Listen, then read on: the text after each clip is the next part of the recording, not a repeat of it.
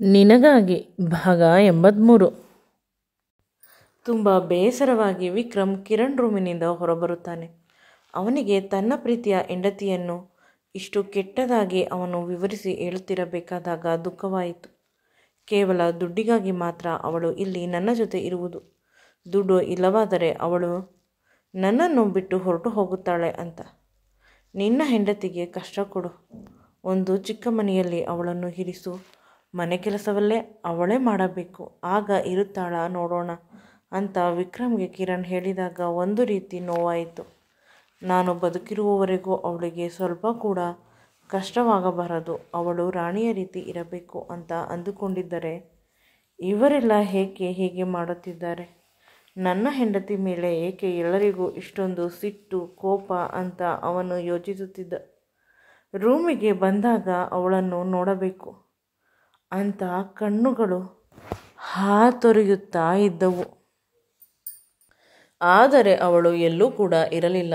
ರೂಮಿನಲ್ಲಿ ಹುಡುಕಿದ ನಂತರ ಮನೆಯೆಲ್ಲ ಹುಡುಕಿದನು, ಅಲ್ಲೂ ಕೂಡ ಕಾಣಿಸಲಿಲ್ಲ. ದಮಯಂತಿ ಎಲ್ಲಿ ಅಂತ ಕೇಳಿದ, ಆದರೆ ಯಾರೂ ಕೂಡ ಸರಿಯಾದ ಉತ್ತರವನ್ನು ಕೊಡಲಿಲ್ಲ. ಅವನಿಗೆ ತುಂಬ ದುಃಖವಾಗುತ್ತಿತ್ತು. ನಂತರ ಅಲ್ಲಿ ಶಾಂತಿ ಹೋಗುತ್ತಿದ್ದರು. ಅವರನ್ನು ಕೇಳಿದಾಗ ಅವಳು ಹೋಗಬೇಕಾದಾಗ ನನಗೆ ಏನೂ ಹೇಳಲಿಲ್ಲ. ಆನಂತರ ಫೋನ್ ಮಾಡಿ ಹೇಳಿದಳು, ವಿಕ್ರಮ್ ಸರ್ಗೆ ಹೇಳಿಬಿಡಿ, ಅವರು ತುಂಬ ಬ್ಯುಸಿ ಇದ್ದರು, ನಾನು ಏನನ್ನೂ ಹೇಳಿಲ್ಲ, ನನಗೆ ತುಂಬ ಇಂಪಾರ್ಟೆಂಟ್ ಕೆಲಸವಿದೆ ಅಂತ. ನಿನ್ನನ್ನು ಸರಿ ಅಂತ ಅವಳು ಹೇಳಿದ್ದನ್ನು ಕೇಳಿ ನನಗೆ ಆಶ್ಚರ್ಯವಾಯಿತು.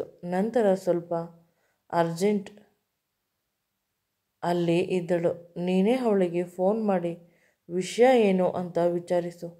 ಅವಳು ಏನಾದರೂ ಕಷ್ಟ ಬಂದರೆ ಯಾರ ಬಳಿಯೂ ಹೇಳುವುದಿಲ್ಲ, ಅವಳೊಬ್ಬಳೇ ಎಲ್ಲವನ್ನು ಮೇಂಟೈನ್ ಮಾಡಬೇಕು ಅಂತ ಪರದಾಡುತ್ತಾಳೆ, ಅವಳನ್ನು ಕಾಪಾಡು ಅಂತ ಶಾಂತಿ ಆಂಟಿ ಹೇಳಿದಾಗ ವಿಕ್ರಮ್ ವಿಷಯ ದೊಡ್ಡದು ಇರಬಹುದು ಅಂತ ಊಹಿಸಿದ. ಹೊಟ್ಟೆಯಲ್ಲಿ ಸಂಕಟವಾಗುತ್ತಿದೆ ಅವನಿಗೆ.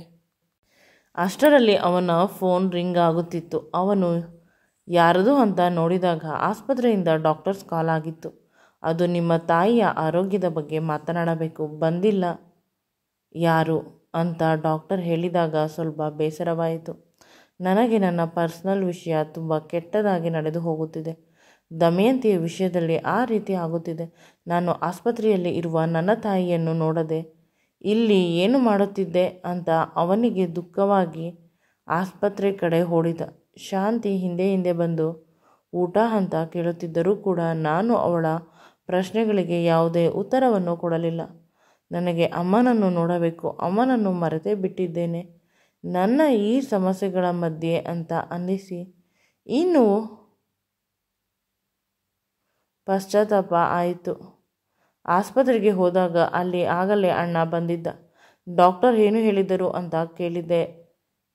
ನನಗೆ ಸರಿಯಾದ ಉತ್ತರವನ್ನು ಕೊಟ್ಟಿಲ್ಲ, ಮುಖ ಕೊಟ್ಟು ಮಾತನಾಡಲಿಲ್ಲ. ಅಮ್ಮನ ಜೊತೆ ಡಾಕ್ಟರ್ ಮಾತನಾಡಿದ್ದಾರೆ, ನಿನ್ನ ಮತ್ತು ನಿನ್ನ ಹೆಂಡತಿಯಿಂದ ಅವರಿಗೆ ಹಿಂಸೆಯಂತೆ.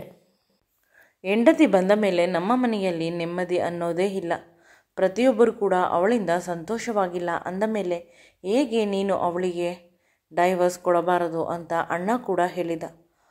ಅವನ ಮೇಲೆ ಕೈ ಮಾಡಬಾರದು ಅಂತ ನಾನು ಏನೂ ಮಾತನಾಡದೆ ಡಾಕ್ಟರ್ಸ್ ಬಳಿಗೆ ಹೋದೆ. ಅಮ್ಮ ಹೇಗಿದ್ದಾರೆ ಡಾಕ್ಟರ್ ಅಂತ ಕೇಳಿದಾಗ ಅವರು ಮೊದಲು ಪರವಾಗಿಲ್ಲ, ರಿಕವರ್ ಆಗುತ್ತಿದ್ದಾರೆ, ಮನಸ್ಸಿನಲ್ಲಿ ತುಂಬ ಯೋಚನೆ ಮಾಡುತ್ತಿರಬಹುದು ಅಂತ ನಾನು ವಿಚಾರಿಸಿದಾಗ ಅವರು ಸುತ್ತಿ ಬಳಸಿ ನಿಮ್ಮ ಹೆಂಡತಿಯ ಬಗ್ಗೆ ಹೇಳುತ್ತಾರೆ. ನನಗೆ ಗೊತ್ತು ಅವರಿಗೆ ಒಂದು ಮಿಸ್ಕನ್ಸೆಪ್ಷನ್ ಆಗಿದೆ ಅಂತ.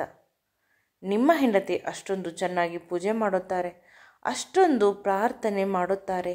ನಿಮ್ಮ ಅಮ್ಮನಿಗೆ ಆಪರೇಷನ್ ಆಗುವವರೆಗೂ ಕೂಡ ಅವರು ಪ್ರಾರ್ಥನೆ ಮಾಡುತ್ತಿದ್ದರು. ಅತ್ತೆಗಾಗಿ ಅಷ್ಟೊಂದು ಪ್ರಾರ್ಥನೆ ಮಾಡುವ ಹೆಣ್ಣು ಮಕ್ಕಳನ್ನು ತೀರಾ ಕಡಿಮೆ ನೋಡಿದ್ದು, ನೀನು ಅದೃಷ್ಟವಂತ ಅಂತ ಡಾಕ್ಟರ್ ಹೇಳಿದಾಗ ಮತ್ತೆ ಅಣ್ಣ ಆ ರೀತಿ ಹೇಳಿದ. ನನ್ನ ಹೆಂಡತಿಯ ಬಗ್ಗೆ ಅಂತ ಕೇಳುವ ಮನಸ್ಸಾಯಿತು. ಆಗ ಡಾಕ್ಟರ್, ಇಲ್ಲ ನಾನು ಆ ರೀತಿ ಹೇಳಿಲ್ಲ, ನಿಮ್ಮ ಹೆಂಡತಿ ತುಂಬ ಒಳ್ಳೆಯವರು ಅಂತ ಹೊಗಳಿದೆ. ಬೇಕಾದರೆ ಅವರನ್ನು ಈಗಲೇ ಕರೆಸಿ ವಿಷಯವನ್ನು ಇತ್ಯರ್ಥ ಮಾಡೋಣ ಅಂತ ಡಾಕ್ಟರ್ ಹೇಳಿದಾಗ ವಿಕ್ರಮ್ ಒಪ್ಪಲಿಲ್ಲ. ನನ್ನ ಅಣ್ಣ ತಾನೇ ಏನೋ ಅಂದುಕೊಳ್ಳಲಿ ಬಿಡಿ, ಮನೆಯ ವಿಷಯ ಮನೆಯಲ್ಲೇ ಇದ್ದರೆ ಚೆನ್ನಾಗಿರುತ್ತದೆ. ನಿಮಗೆ ಗೊತ್ತಾಯಿತು ಅಂತ ಮನೆಯಲ್ಲಿ ಗೊತ್ತಾದರೆ ದೊಡ್ಡ ರಾದಾಂತವಾಗುತ್ತದೆ. ವಿಕ್ರಮನ ಈ ಮಾತುಗಳನ್ನು ಕೇಳಿ ಡಾಕ್ಟರ್ಗೂ ಕೂಡ ಖುಷಿಯಾಯಿತು. ನೀನು ತುಂಬ ಒಳ್ಳೆಯವನು. ನಾನು ತುಂಬ ವರ್ಷಗಳಿಂದ ನೋಡುತ್ತಿದ್ದೇನೆ. ನಿನ್ನ ಹೆಂಡತಿ ಕೂಡ ನಿನ್ನ ರೀತಿ ತುಂಬ ಸಿಂಪಲ್. ನೀವು ಚೆನ್ನಾಗಿ ಇರುವುದರಿಂದ ನಿಮ್ಮ ಮನೆಯಲ್ಲಿ ತುಂಬ ಜನರಿಗೆ ನಿಮ್ಮನ್ನು ಕಂಡರೆ ಆಗುವುದಿಲ್ಲ. ಅಂತಹುದರಲ್ಲಿ ಇವರೆಲ್ಲ ಹೇಗೆ ಇಷ್ಟಪಡುತ್ತಾರೆ ಅಲ್ಲವೇ?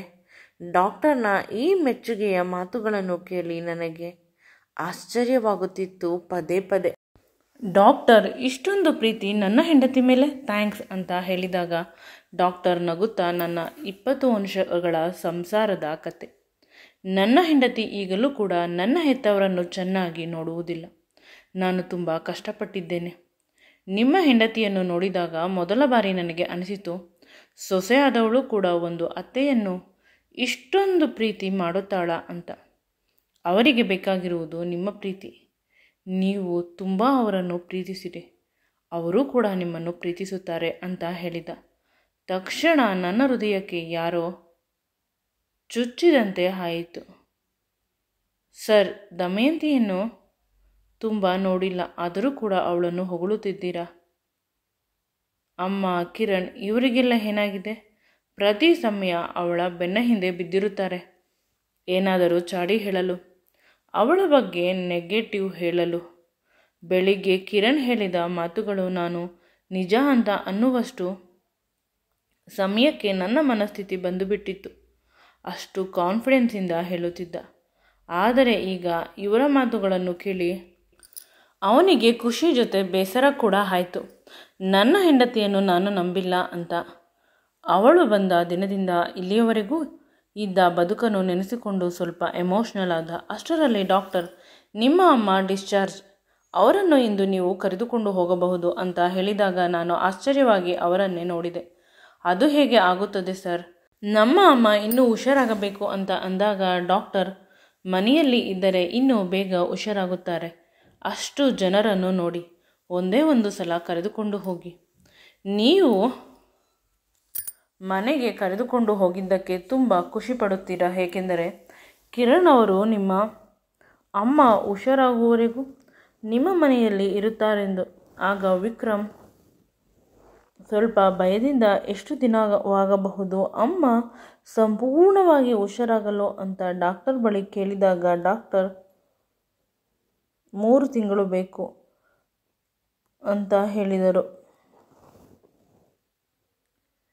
ಅಲ್ಲಿಯವರೆಗೂ ಡಾಕ್ಟರ್ ಕಿರಣ್ ಇಲ್ಲೇ ಇರುತ್ತಾರೆ ಅಂತೆ ಅಂದಾಗ ವಿಕ್ರಮ್ ಬೆಚ್ಚಿದ. ಇಲ್ಲೇ ಇದ್ದರೆ ನನ್ನ ಮತ್ತು ದಮಯಂತಿಯ ಡೈವರ್ಸ್ ಮಾಡಿಸಿಬಿಡುತ್ತಾನೆ. ಅಯ್ಯೋ ದೇವರೇ, ಏನು ಮಾಡುವುದು? ಡಾಕ್ಟರ್ ಪ್ಲೀಸ್, ಅಮ್ಮ ಇನ್ನೂ ಸ್ವಲ್ಪ ದಿನ ಇಲ್ಲೇ ಇರಲಿ. ಆಪರೇಷನ್ ಆಗಿ 3 ದಿನ ಅಷ್ಟೇ ಆಗಿರುವುದು. ಈಗಲೇ ಮನೆಗೆ ಅದು ಹೇಗೆ ಸಾಧ್ಯ? ನಿಮ್ಮ ಮನೆಯಲ್ಲಿ ಅವರು ಹಾಸ್ಪಿಟಲ್ ರೀತಿ ಸೆಟ್ ಮಾಡುತ್ತಾರೆ. ನಿಮ್ಮ ಅಮ್ಮನನ್ನು ಅಬ್ಸರ್ವೇಷನ್ನಲ್ಲಿ ಇಡುತ್ತೇನೆ ನಾನೇ ಅಂತ ಕಿರಣ್ ಹೇಳಿದ್ದಾರೆ. ನೋಡಿಕೊಳ್ಳುತ್ತೇನೆ ಅಂತ. ನನ್ನ ರಿಸ್ಕಿಂದ ನಾನು ಮಾಡಿರುವ ಆಪರೇಷನ್ ಅಂತ ಹೇಳಿದರು. ನಾವುಗಳು ಕೂಡ ಇನ್ನೂ ಸ್ವಲ್ಪ ದಿನ ಇಲ್ಲೇ ಇರಲಿ ಅಂತ ಹೇಳಿದರೆ ನಮ್ಮ ಮಾತು ಕೇಳಲಿಲ್ಲ. ಆಸ್ಪತ್ರೆಯ ಇನ್ಚಾರ್ಜ್ ಅವರು ಅವರ ಇಷ್ಟದ ಪ್ರಕಾರ ಡಿಸ್ಚಾರ್ಜ್ ಮಾಡಲು ಒಪ್ಪಿದ್ದಾರೆ ಅಂತ ಹೇಳಿದಾಗ ಇನ್ನೇನು ಮಾಡಲು ಸಾಧ್ಯವಿಲ್ಲ ಅಂತ ವಿಕ್ರಮ್ ಅಂದುಕೊಂಡ. ತುಂಬ ನಾನು ಬೇಡ ಅಂತ ಹೇಳಿದರೆ ಈ ವಿಷಯ ಅಮ್ಮನ ಕಿವಿಗೆ ಬೀಳುತ್ತದೆ. ನನ್ನ ತಾಯಿ ಮನೆಗೆ ಬರಬಾರದೇನೋ ಅನ್ನುವ ಆಸೆ ಇವನಿಗೆ ಇದೆ. ನನ್ನನ್ನು ಕಂಡರೆ ಇಷ್ಟವಿಲ್ಲ ಅನ್ನುವ ರೀತಿ ಅಮ್ಮ ಪುನಃ ಅವರ ಕಣ್ಣೀರಿನ ಆಟವನ್ನು ಶುರು ಮಾಡುತ್ತಾರೆ. ಅದಕ್ಕಾಗಿ ನಾನು ಈಗ ಸುಮ್ಮನಿರುವುದೇ ಒಳ್ಳೆಯದು ಅಂತ ಅಂದುಕೊಳ್ಳುತ್ತಾನೆ. ದಮಯಂತಿಗೆ ಎಷ್ಟು ಸಲ ಫೋನ್ ಮಾಡಿದರೂ ಕೂಡ ಅವಳು ಫೋನನ್ನು ಎತ್ತುವುದಿಲ್ಲ. ಅವಳು ಅವರ ಚಿಕ್ಕಪ್ಪನ ಮನೆ ಅಂದರೆ ವಿಕ್ರಮ್ ಫಾರ್ಮ್ ಹೌಸ್ಗೆ ಬಂದಿದ್ದಾಳೆ. ಅವರ ಚಿಕ್ಕಪ್ಪ ಬೆಳಿಗ್ಗೆ ಫೋನ್ ಮಾಡಿ ಅರ್ಜೆಂಟಾಗಿ ನೀನು ಬಾ, ನಿನ್ನ ಜೊತೆ ಮಾತನಾಡಬೇಕು ಅಂತ ಹೇಳಿದರು. ಅವಳಿಗೆ ಜಾಸ್ತಿ ಭಯವಾಯಿತು. ಅವರ ಚಿಕ್ಕಪ್ಪ ಅಷ್ಟೊಂದು ತಲೆಕೆಡಿಸಿಕೊಳ್ಳುವುದಿಲ್ಲ. ಅಂತಹ ಮನುಷ್ಯ ನನ್ನನ್ನು ಅರ್ಜೆಂಟಾಗಿ ಬಾ ಅಂತ ಕರೆದರೆ ಏನೋ ದೊಡ್ಡ ವಿಷಯ ಇರುತ್ತದೆ ಅಂತ ಅಂದುಕೊಂಡು ನಿಧಾನವಾಗಿ ಒಳಗೆ ಹೋಗುತ್ತಾಳೆ. ಅವಳಿಗೂ ಕೂಡ ಭಯ. ಆದರೆ ಆ ಭಯವನ್ನು ವಿಧಿಯಿಲ್ಲದೆ ಕಂಟ್ರೋಲ್ ಮಾಡಿದಳು. ಇದೇ ಮೊದಲ ಬಾರಿ ಇಷ್ಟು ಗಟ್ಟಿಯಾಗಿ ನನ್ನನ್ನು ತಬ್ಬಿಕೊಂಡಿರುವುದು ಚಿಕ್ಕಪ್ಪ. ಅಪ್ಪ ಅಮ್ಮ ಈ ಪ್ರಪಂಚವನ್ನು ಬಿಟ್ಟು ಹೊರಟು ಹೋದಾಗ ನಾನು ಒಂಟಿ ಅಂತ ತಬ್ಬಿಕೊಂಡಿದ್ದರು. ಅದನ್ನು ಬಿಟ್ಟರೆ ಇದೇ 2ನೇ ಸಲ ನನ್ನನ್ನು ತಬ್ಬಿಕೊಂಡಿದ್ದು. ಈ ರೀತಿ ಗಟ್ಟಿಯಾಗಿ ಚಿಕ್ಕಪ್ಪ ನನಗೆ ಕಷ್ಟವಾಗುತ್ತದೆ ಅಂತ ಅಳುತ್ತಿದ್ದಾರೆ. ಏನು ವಿಷಯ ಇರಬಹುದು ಅಂತ ನನಗೂ ಕೂಡ ಕೈಕಾಲು ಅದರುತ್ತಿದೆ, ಗಂಟಲು ಒಣಗುತ್ತಿದೆ. ಅಯ್ಯೋ, ಏನು ವಿಷಯ ಇರಬಹುದು ಅನ್ನುವ ಭಯ. ನನ್ನ ಬದುಕು, ನನ್ನ ಪ್ರಪಂಚ ಸಂಪೂರ್ಣವಾಗಿ ಹಾಳಾಗಿ ಹೋಯಿತು ಮಗಳೇ. ನಿಮ್ಮ ಅಕ್ಕ ನನ್ನ ಬದುಕನ್ನು ಅನ್ಯಾಯ ಮಾಡಿದ್ದಾಳೆ. ಎಂದಿಗೂ ಕೂಡ ಅವಳು ನಾನು ನೆಮ್ಮದಿಯಾಗಿ ಇರುವಂತೆ ಇರಲು ಬಿಡುವುದಿಲ್ಲ. ಎಲ್ಲಿದ್ದಾಳೆ ಅಂತ ಓಡಿ ಹೋಗುತ್ತಿದ್ದೆ. ಆಗ ಚಿಕ್ಕಪ್ಪ ನನ್ನನ್ನು ತಡೆದು, ಅವಳಿಗೆ ಏನೂ ಆಗಿಲ್ಲ, ಅವಳಿಂದ ಈಗ ನಮಗೆ ಏನಾದರೂ ಆಗುತ್ತದೆ. ಯಾಕೆ ಚಿಕ್ಕಪ್ಪ, ಏನು ಆಯಿತು ಅಂತ ಕೇಳಿದೆ. ಆಗ ಹೇಳುತ್ತಾರೆ, ನಿಮ್ಮ ಅಕ್ಕ 5 ತಿಂಗಳ ಬಸುರಿ. ಅವಳು ಯಾವುದೋ ಹುಡುಗನ ಜೊತೆ ಓಡಿ ಹೋಗಿದ್ದಳು ಅಲ್ಲವೇ? ಅವನು ತನ್ನ ಎಲ್ಲ ಕೆಲಸವನ್ನು ಮುಗಿಸಿ ಕಳಿಸಿದ್ದಾನೆ. ಇಲ್ಲಿಯವರೆಗೂ ಅಮ್ಮ ಮಗಳು ಸುಳ್ಳು ಹೇಳುತ್ತಿದ್ದರು. ಪ್ರತಿದಿನ ಅವಳಿಗೆ ವಾಂತಿ ಆಗುತ್ತಿತ್ತು. ನನಗೆ ಹುಷಾರಿಲ್ಲ, ಯಾರ ಜೊತೆ ಹೋದೆ ಅನ್ನುವ ಪ್ರಜ್ಞೆ ಕೂಡ ಇಲ್ಲ. ಆ ಹುಡುಗ ಕಷ್ಟ ಕೊಟ್ಟಿದ್ದಾನೆ ಅಂತ ಎಲ್ಲರ ಎದುರಿಗೆ ನಾಟಕ ಆಡಿದ್ದು ಸಹಾಯ ತೆಗೆದುಕೊಂಡು ಇವಳು ಆರೋಗ್ಯವಾಗಿ ಇದ್ದಾಳೆ. ಬಸುರಿ ಅನ್ನುವ ವಿಷಯ ಎಲ್ಲಿ ಗೊತ್ತಾಗಿ ಬಿಡುತ್ತದೆ. ಒಂದು ಪಕ್ಷ ಗೊತ್ತಾದರೂ ಕೂಡ ಅವನ ಮೇಲೆ ಸಿಂಪತಿ ಇರಲಿ ಅಂತ ಈ ರೀತಿ ಆಟ ಆಡುತ್ತಿದ್ದಾಳೆ ಅಂದಾಗ ದಮಯಂತಿ ವಿಷಯವನ್ನು ನಂಬಲು ಸಿದ್ಧವಿರಲಿಲ್ಲ. ಏನೂ ಮಾತನಾಡದೆ ಅವರ ಅಕ್ಕನ ಬಳಿ ಹೋದಳು. ಅವಳು ರೂಮಿನಲ್ಲಿ ಕುಳಿತುಕೊಂಡಿದ್ದಳು. ಅವರ ಚಿಕ್ಕಮ್ಮ ಮತ್ತು ದಮಯಂತಿಯ ಅಕ್ಕ ಏನು ಹಾಗೇ ಇಲ್ಲವೇನೋ ಅನ್ನುವ ರೀತಿ ಆರಾಮವಾಗಿ ಕುಳಿತಿದ್ದರು. ಅವರನ್ನು ನೋಡಿ ದಮಯಂತಿಗೆ ಅನುಮಾನ ಬಂತು. ಚಿಕ್ಕಪ್ಪ ಅಷ್ಟೊಂದು ಬಾಧೆ ಪಡುತ್ತಿದ್ದಾರೆ, ಇವರಿಬ್ಬರು ಆರಾಮವಾಗಿ ಕೇರಂ ಆಡುತ್ತಿದ್ದಾರೆ. ನಾನು ಮತ್ತು ಚಿಕ್ಕಪ್ಪ ಟೆನ್ಷನ್ ಮಾಡಿಕೊಳ್ಳುವುದು, ಇವರು ಎಲ್ಲವನ್ನು ಹಾಳು ಮಾಡುವುದು ಅನ್ನುವಷ್ಟು ಅಕ್ಕನ ಮೇಲೆ ಕೋಪ ಬಂತು. ಅವಳು ಅಲ್ಲಿದ್ದ ಕೇರಂ ಬೋರ್ಡನ್ನು ತಳ್ಳಿದಳು. ಆಗ ಚಿಕ್ಕಮ್ಮ ಮತ್ತು ಅವರ ಅಕ್ಕ ಇಬ್ಬರೂ ಕೂಡ ಏನಾಯಿತು ಅನ್ನುವ ರೀತಿ ಇವಳ ಮೇಲೆ ಕೋಪಗೊಂಡರು. ಚಿಕ್ಕಪ್ಪ ಹೇಳುತ್ತಿರುವುದು ನಿಜವಾಗಲೂ ಸತ್ಯ, ಅಥವಾ ಚಿಕ್ಕಪ್ಪನಿಗೆ ನೀನು ಪ್ರೆಗ್ನೆಂಟ್ ಅಂತ ಮಿಸ್ಕನ್ಸೆಪ್ಷನ್ ಆಗಿದೆಯಾ ಅಂತ ಕೇಳಿದಾಗ ಇವಳು ನಿಧಾನವಾಗಿ ಹೌದು ಅಂತ ತಲೆ ಅಲ್ಲಾಡಿಸಿದಳು. ನಿನಗೆ ಯಾವುದೇ ರೀತಿ ಆರೋಗ್ಯ ಸಮಸ್ಯೆ ಇಲ್ಲವೇ ಅಂದಾಗ ಇಲ್ಲ ಅಂತ ಕೂಡ ಹೇಳಿದಳು. ಮತ್ತೆ ನನ್ನ ಜೊತೆ ಏಕೆ ನಾಟಕ ಮಾಡಿದೆ? ನಾನು ಏನು ಮಾಡಲಿ, ಅವನು ಚೆನ್ನಾಗಿ ನೋಡಿಕೊಳ್ಳುತ್ತೇನೆ ಅಂತ ಹೋದೆ. ಅವನು ಬ್ರೈನ್ ವಾಶ್ ಮಾಡಿ ಕರೆದುಕೊಂಡು ಹೋದ. ಈ ವಿಡಿಯೋ ನಿಮಗೆ ಇಷ್ಟವಾಗಿದ್ದಲ್ಲಿ ನನ್ನ ಚಾನಲನ್ನು ಲೈಕ್ ಮಾಡಿ, ಶೇರ್ ಮಾಡಿ ಮತ್ತು ಸಬ್ಸ್ಕ್ರೈಬ್ ಮಾಡಿ. Thank you for watching.